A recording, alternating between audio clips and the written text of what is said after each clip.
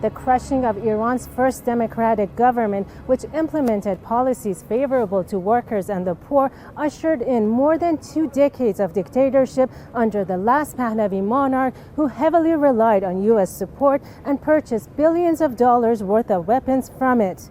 The anti-American backlash that toppled the rule of the U.S. puppet in 1979 shook the whole region and paved the way for Islamic uprising and resistance movements all around the world.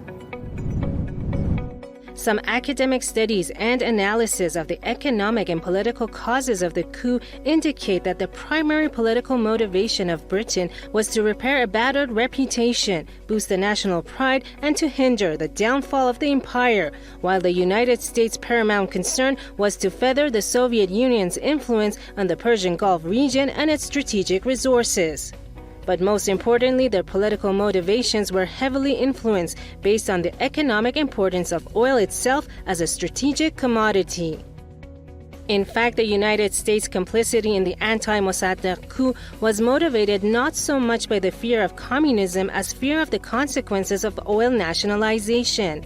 This was seen as setting an unacceptable precedent for other third world countries, such as Indonesia and the South American states.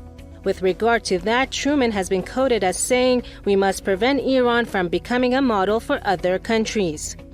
In London, we talked to Mr. Majid Tafreshi, another Iranian historian who has spent years in studying documents, especially those having to do with the relations between Iran and the United Kingdom. We asked him about documents on the 1953 coup, some of which have been declassified over the past decade.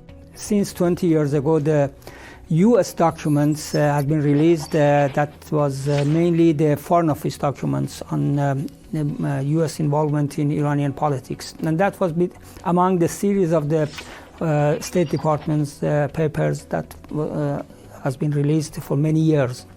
After that release, which was a rather large volume of documents, and it was published in books and translated to Persian as well, many historians doubted that this is not the files they liked, because the files was not very important documents of State Departments, and the U.S. government denied these documents had been selected for a specific purpose.